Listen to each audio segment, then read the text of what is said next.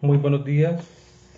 Saludamos a todas las personas que forman parte de esta iglesia, la Iglesia Santa del Monte de Oret, y a todas las personas que llegan a nuestros canales, a este canal de YouTube y a nuestras redes sociales de Facebook, del blog. Bien, el día de hoy traemos una predicación de tipo general que tiene como título El pecado imperdonable. El pecado imperdonable. Entonces vamos seguidamente ya a desarrollar el tema. ¿Hay alguna clase de pecado infame e inaceptable que sea considerablemente grave, que no sea justificado ni admitido por Dios y que no pueda ser perdonado por la sangre derramada de nuestro Señor Jesucristo en la cruz del Calvario? Según la palabra de Dios y Dios mismo, decretan que hay pecados tan crueles e infracciones a su ley tan infernales que el Todopoderoso no podría perdonar.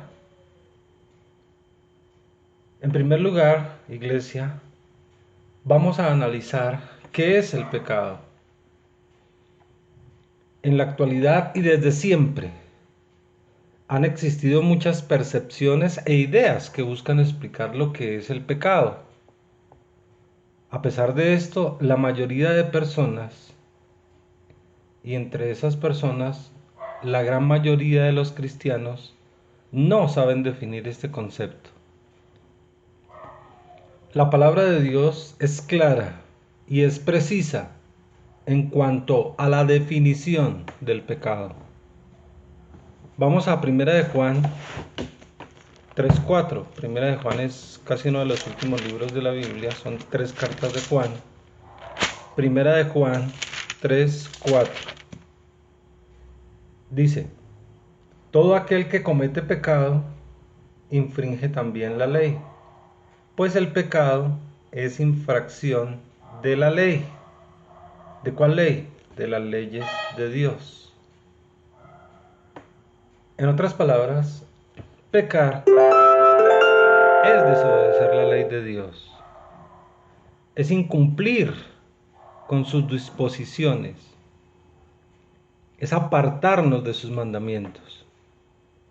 El apóstol el apóstol Juan, como lo vimos, define el pecado como una equivocación o infracción a sus leyes espirituales. ¿Y cómo se ofenden las leyes? O sea, ¿cómo nos desviamos nosotros o cometemos equivocación a esas infracciones? Perdón, o cometemos infracciones a esas leyes espirituales a través de ofensas, rebeliones, desacatos y equivocaciones causadas por nosotros. Entonces de esa manera nos constituimos como pecadores o transgresores de su ley divina. El pecado del cual se habla en las escrituras se refiere, como les dije, al quebrantamiento de leyes divinas, o sea, leyes dadas por Dios. De ninguna manera hace referencia a leyes humanas, o sea, a tradiciones o leyes emanadas por instituciones civiles o gubernamentales. Aquí estamos hablando de la justicia de Dios, mas no de la justicia de los hombres. Pecar u obedecer los mandamientos de Dios trae consecuencias negativas o positivas para nosotros. Pecar es una ofensa contra Dios que merece la pena de muerte. Pero el mismo Señor, el mismo Dios, nos muestra un camino de salvación a través del sacrificio de nuestro Señor Jesucristo. Las Sagradas Escrituras no enseñan que hay un pecado que no puede ser perdonado. No enseñan, es decir, la palabra de Dios, las Sagradas Escrituras, la Biblia, no enseñan que hay un pecado que no puede ser perdonado. ¿sí? Más bien este tipo de pecado tiene que ver con la falta de arrepentimiento genuino por parte de cada persona que es hijo de Dios y que no se ha arrepentido. En otras palabras, para aquellos que se arrepienten, se lamentan y se afligen verdaderamente por su pecado, no han cometido el pecado imperdonable. En la Biblia encontramos tres eventos, tres episodios en los cuales se advierte a la iglesia de reino, a los hijos de Dios, a los que profesan ser seguidores de nuestro Señor Jesucristo, acerca de cómo un pecado no puede ser perdonado.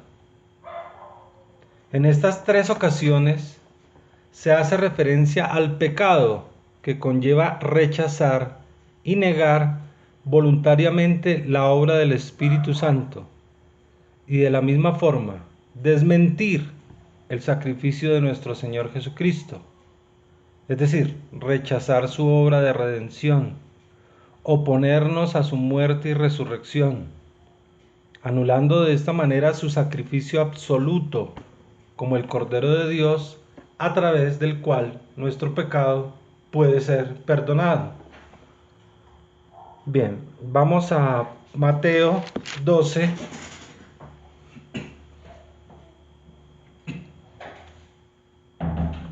Mateo 12, 22, 32. Vamos a leer uno de esos episodios, uno de esos eventos en los cuales nos habla de que el pecado, bueno, del pecado imperdonable, ¿no? Mateo 12, 22, 32 dice: la blasfemia contra el Espíritu Santo. Entonces fue traído a él un endemoniado ciego y mudo y le sanó, de tal manera que el ciego y mudo veía y hablaba. Y toda la gente estaba atónita y decía: ¿será este aquel hijo de David? Mas los fariseos al oírlo decían: este no echa fuera los demonios sino por Belcebú, príncipe de los demonios. Sabiendo Jesús los pensamientos de ellos, les dijo: todo reino dividido contra sí mismo es asolado, y toda ciudad o casa dividida contra sí misma no permanecerá. Y si Satanás echa fuera a Satanás, contra sí mismo está dividido. ¿Cómo pues permanecerá su reino? Y si yo echo fuera los demonios por Belcebú, ¿por quién los echan vuestros hijos? Por tanto, ellos serán vuestros jueces. Pero si yo por el Espíritu de Dios echo fuera los demonios, ciertamente ha llegado a vosotros el reino de Dios. Porque ¿cómo puede alguno entrar a la casa del hombre fuerte y saquear sus bienes si primero no le ata? Y entonces podrá saquear su casa. El que no es conmigo, contra mí es. El que conmigo no recoge, desparrama. Por tanto os digo, todo pecado y blasfemia será perdonado a los hombres, mas la blasfemia contra el Espíritu Santo no les será perdonada. A cualquiera que dijere alguna palabra contra el Hijo del Hombre, le será perdonado, pero al que hable contra el Espíritu Santo no le será perdonado, ni en este siglo ni en el venidero. Este pasaje nos habla acerca de la blasfemia contra el Espíritu Santo de Dios. Blasfemar significa hablar de forma ultrajante, calumniante, como la forma en que los fariseos injuriaban a Cristo. Y aquí nos podemos dar cuenta de ello. Blasfemar es censurar, maldecir, difamar. Una persona que blasfema contra Dios es aquella que habla despreciativamente de Dios o de todo lo que está relacionado con Él, es decir, con lo sagrado. Fíjate, iglesia, que en el contexto del pasaje que acabamos de leer, nos habla de que Jesús había sanado a un hombre poseído por un demonio. También nos dice que las personas que estaban allí y habían presenciado este gran milagro reconocieron y entendieron que esta sanidad solo podría haber sido realizada por Jesús, es decir, el Mesías, que fue una clara evidencia para ellos de que Cristo era el Hijo de Dios. Por lo tanto, estas personas que consideraron esto, que reconocieron y entendieron que solamente el Mesías pudo haber realizado este tipo de milagro, estas personas estaban lejos de cometer el pecado imperdonable. Pero nos damos cuenta también de que habían unos fariseos, ¿sí? Observamos que estaban allí los fariseos. Y estos acusaron a Jesús de sanar a este hombre poseído por un demonio, no por el poder de Dios, sino por el de Satanás, es decir, Belcebú. Estos fariseos que se encontraban allí, por todos los medios, intentaron desacreditar a Jesús y procuraron desviar la atención del pueblo, impulsados precisamente por su envanecimiento y por su soberbia. Los fariseos sabían que el Señor había sanado a esa persona por el poder del Espíritu Santo, pero no lo admitieron, sino que se envanecieron, ¿sí?, por su soberbia, y desacreditaron al Señor Jesús. Ahora, Jesús advirtió a los fariseos, como ya les dije, que ellos sabían que Él había realizado el milagro por el poder de Dios. Estos fariseos eran plenamente conscientes de que este milagro había sido obrado por el poderío y la soberanía del Espíritu Santo de Dios. Sin embargo, y a propósito, ellos negaban este hecho ante el pueblo. Y no solamente lo negaban, sino que atribuían esto al poder de Satanás, lo cual era una blasfemia, ya que estaban hablando despreciativamente de algo relacionado con Dios, de algo que ellos sabían que era sagrado y que provenía de lo divino, pero por su envidia, su soberbia y el envanecimiento que tenían, simplemente no determinaron que fuera así. Tal blasfemia no podría ser perdonada, porque si ante la evidencia y la demostración del poder de Dios, una persona declara que es poder satánico o de Belcebú, esta persona está demostrando una condición espiritual totalmente privada de la iluminación divina. Por lo tanto, este estado de la persona es irremediable. No puede haber arrepentimiento de corazón en una persona que tiene su alma fuera de sí, de una persona que está vendida a sus propios conceptos, que está seducida por sus propios razonamientos, que está vendida a los lineamientos de sectas, o a la tendencia de un grupo, o a la corriente de una ideología o de una filosofía en particular. Por eso les digo, la fe no se razona, la fe se cree. Bajo esta condición, los fariseos, creyentes en el Dios de Abraham, de Isaac y de Jacob, siendo en ese momento los dirigentes que se jactaban de su estricta observancia a la ley de Moisés, ellos no se iban a arrepentir. Y si no hay arrepentimiento, el Padre no tiene el derecho legal para perdonarlos, como dice la misma palabra, ni en este siglo ni en el venidero, es decir, ni en este mundo ni en el que viene. Bien, vamos ahora a mirar el segundo evento, la segunda referencia que menciona la palabra de Dios acerca del pecado imperdonable. Esto lo podemos encontrar en el libro de Hebreos. Entonces vamos allá, al libro de Hebreos, capítulo 6, Hebreos, antes de Santiago, Hebreos 6:4 al 6.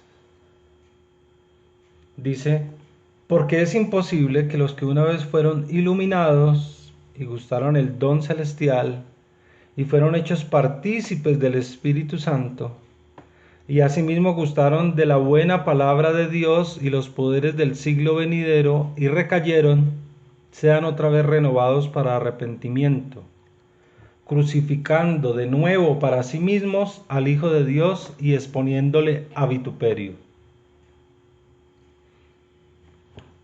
Iglesia, en esta escritura, el apóstol Pablo, bajo inspiración, obviamente bajo inspiración del Espíritu Santo de Dios, nos habla de una persona que ha negado su fe en Cristo. Fe que antes recibió con gusto y como un regalo. Fe que una vez tuvo en el mensaje de Dios y en la verdad de Dios. Esta negación de la fe se conoce con el término de apostasía. Apostasía es negar la fe, es decir, que una persona apóstata es aquella que ha conocido las profundidades del Evangelio y después niega esa fe.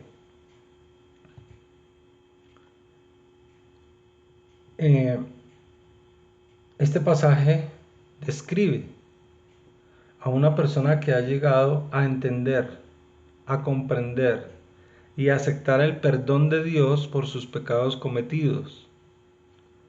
Esta persona comprende que ha recibido perdón por medio del sacrificio de Jesucristo y que ha recibido el don del Espíritu Santo. Es una persona que ha caminado por las sendas de justicia y de verdad y que ha luchado por cumplir los mandamientos del Altísimo. Pero asimismo observamos que esta persona, de una manera voluntaria, premeditada e intencional, se aleja de ese entendimiento, proyectando su vida, su destino, su espíritu, su alma y su cuerpo a un vacío existencial, no encontrando ningún sentido a su vida. Como resultado, esta persona acciona grandes dosis de depresión y trastornos psicológicos para su vida. Es decir, una persona que va a estar confundida, que no va a estar en paz. Esta es una persona que no quiere arrepentirse. Una persona que no pretende volverse y tomar la mano de Dios para seguir por sus caminos. Por lo tanto, no puede ser perdonada. Mantengamos la premisa que el pecado, definido como infracción a las leyes de Dios, no puede ser perdonado si es un pecado del cual la persona se rehúsa a arrepentirse. Esta conducta que denominamos, pues obviamente falta de arrepentimiento, constituye un acto de rechazo al sacrificio de Cristo y de manera intencional, esta persona que ha negado su fe prefiere el pecado al arrepentimiento, prefiere el pecado al perdón, prefiere el pecado a la obediencia.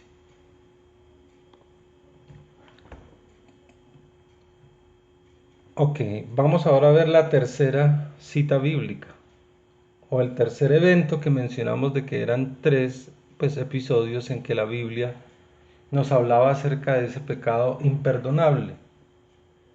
¿Sí? Yo creo que ya estamos ajustando los conceptos para determinar y decir que, pues, esos pecados que se dicen que son imperdonables realmente es por nuestra necedad a no querer pedir perdón. La tercera cita bíblica que menciona el pecado imperdonable la encontramos también en el libro de Hebreos, 4 capítulos adelante. Vamos a Hebreos 10, 26, 27. Hebreos 10, 26, 27. Dice, advertencia al que peca deliberadamente. Porque si pecaremos voluntariamente, después de haber recibido el conocimiento de la verdad, Ya no queda más sacrificio por los pecados, sino una horrenda expectación de juicio y de hervor de fuego que ha de devorar a los adversarios. Vuelvo a leerlo, porque si pecaremos voluntariamente, después de haber recibido el conocimiento de la verdad, ya no queda más sacrificio por los pecados, sino una horrenda expectación de juicio y de hervor de fuego que ha de devorar a los adversarios. Aquí prácticamente nos está hablando ya del lago de fuego, ¿sí? Donde los cristianos carnales que no se quisieron arrepentir van a sufrir esa destrucción total en el lago de fuego. Bien,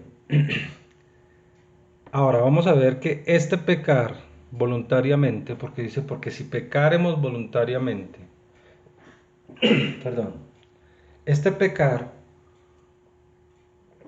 voluntariamente hace referencia a una persona que se rehúsa por completo a someterse a la ley de Dios o que se resiste, se excusa y esquiva el arrepentirse de los pecados que sabe a conciencia que ha cometido, que está cometiendo. Lo que es significativo aquí es que esta persona entiende perfectamente que debería hacerlo. Esa persona entiende, comprende que debería hacerlo. No obstante, su carácter, su personalidad, su voluntad y deseo están determinados en no hacerlo, contradiciendo deliberadamente los mandamientos que Dios prescribió y rebelándose abiertamente contra el Rey de Reyes y Señor de Señores.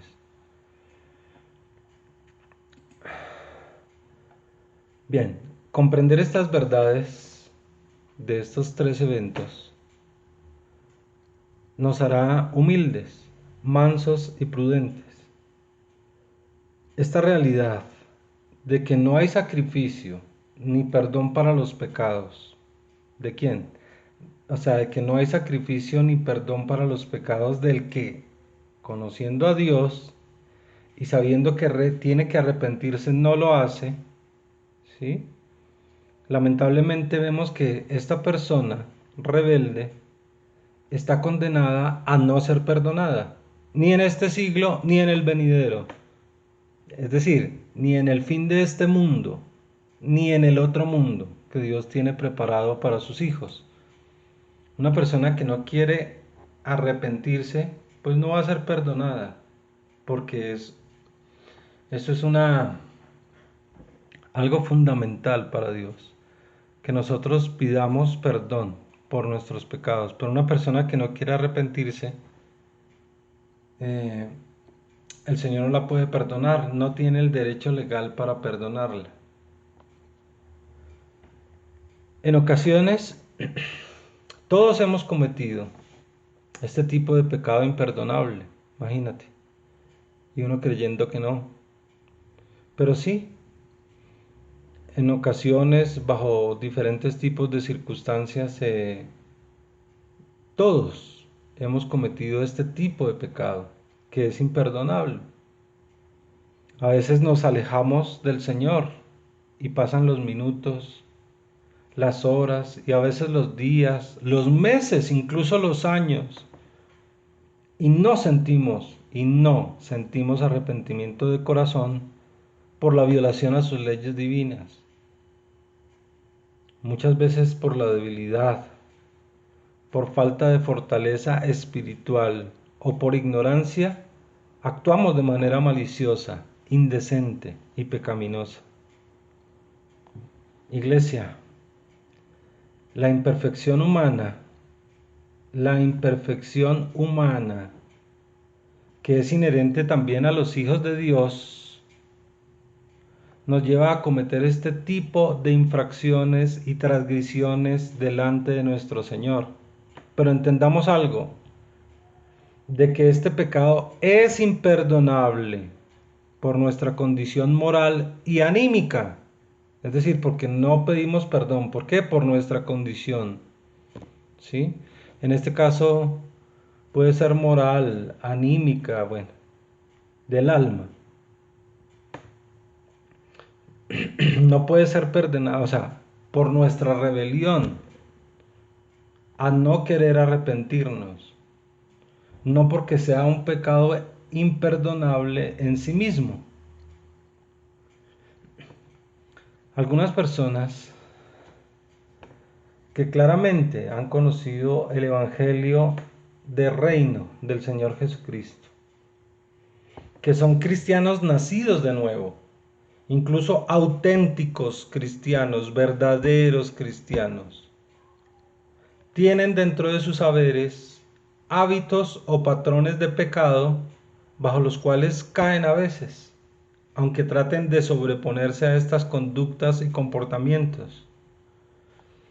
Pero vuelvo a repetir que mientras nos arrepintamos genuinamente, pidamos perdón y tratemos con diligencia de esforzarnos por obedecer a Dios, podemos estar confiados en que nuestros pecados serán perdonados, en que nuestros pecados serán perdonados, todos nuestros pecados serán perdonados.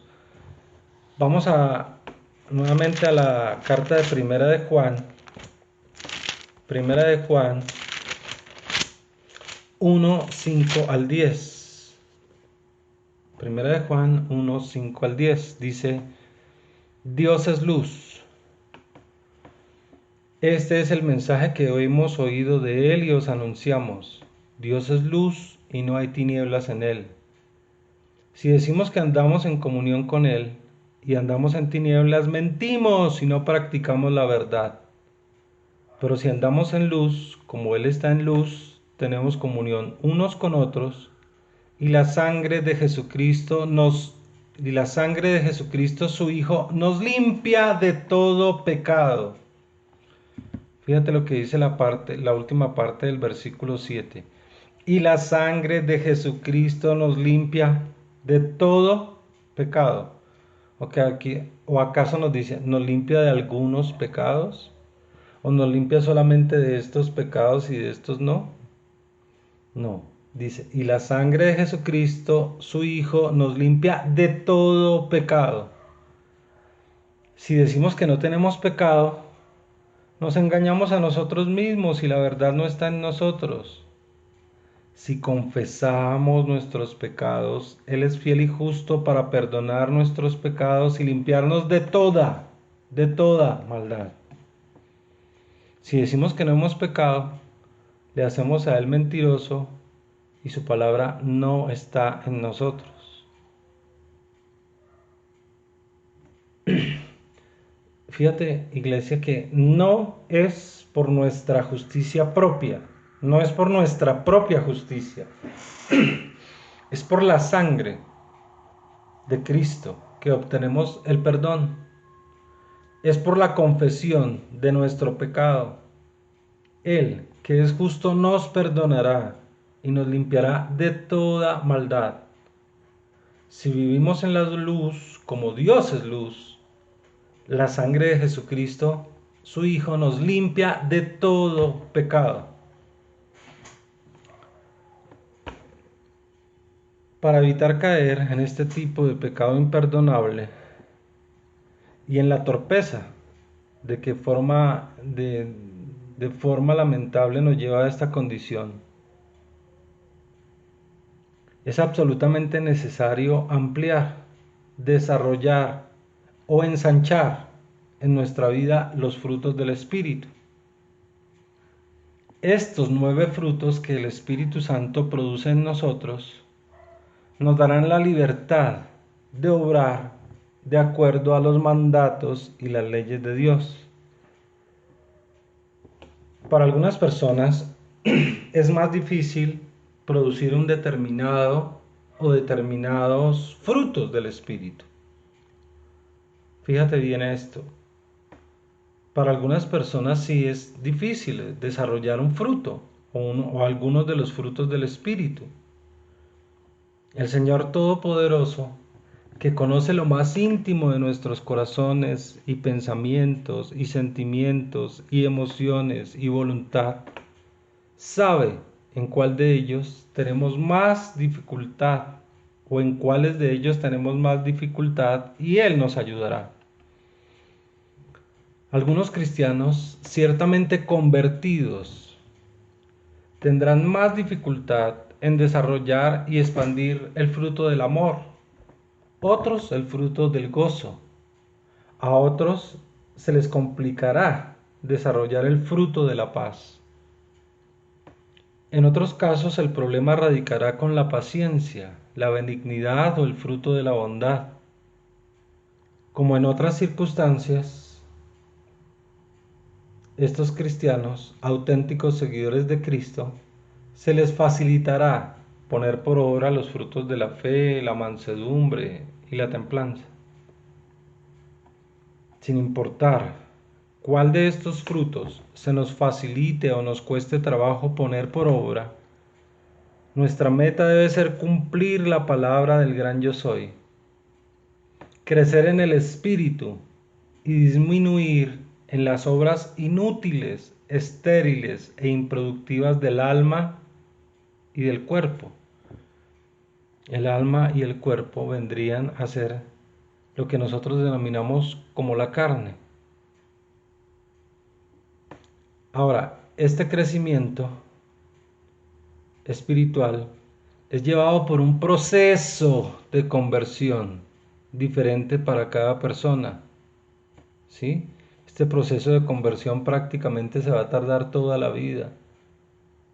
Depende también de nosotros. Este crecimiento, como les digo, es llevado a través de un proceso de conversión diferente para cada persona.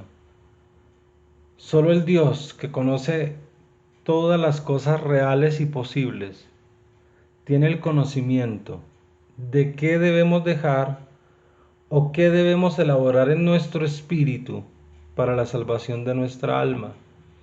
Es por eso también que debemos orar de acuerdo a su voluntad y no de acuerdo a nuestra voluntad. Recordemos que la misericordia de Dios es inconmensurable. Su gracia es ilimitada y su favor no tiene medida sobre los que temen a su nombre. Aquella persona que se arrepienta, confiese su pecado al Todopoderoso y doblegue su alma de manera sincera a Dios, podrá ser perdonada y no ha cometido el pecado imperdonable. Amén.